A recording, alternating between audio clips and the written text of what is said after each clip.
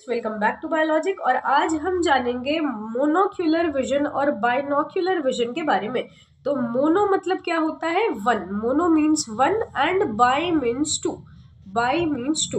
Okay, तो vision की अगर हम बात करें तो हम अपनी आंखों से देखते हैं और हमारे पास कितनी आंखें हैं? दो आंखें हैं। कितनी आंखें हैं? दो आंखें हैं।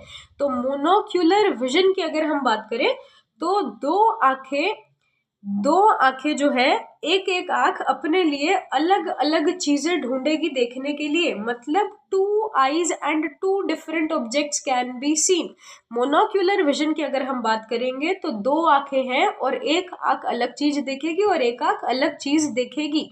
ओके, और बाइनोक्यूलर विजन की बात करें तो हमारे पास दो आंखें हैं और दोनों आंखें सेम चीज ही देखेगी। Both see the same object. Both sees the same object. Okay, अब मोनोक्यूलर विजन की बात करेंगे तो does not.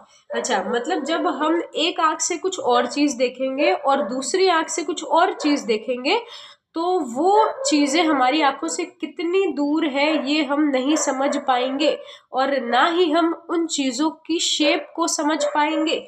Does not help to realize the shape and distance of object from the eyes. और अगर हम बाइनोक्यूलर विजन की बात करेंगे तो हम दोनों आंखों से एक ही चीज को देख रहे हैं तो हम बहुत आसानी से उन चीजों के शेप को और वो चीजें हमारी आंखों से कितनी दूर है उन्हें आराम से समझ पाएंगे। तो मोनोक्यूलर और बाइनोक्यूलर विजन फिर से पढ़ते हैं। मोनोक्यूलर विजन मतलब two eyes, image of different objects.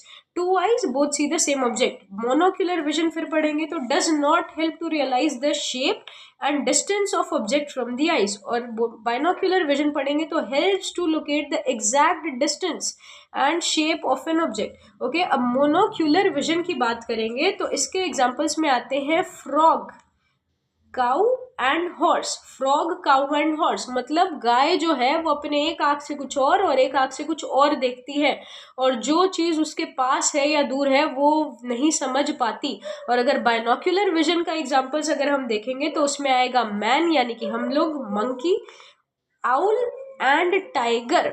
Owl and tiger. Okay, thank you.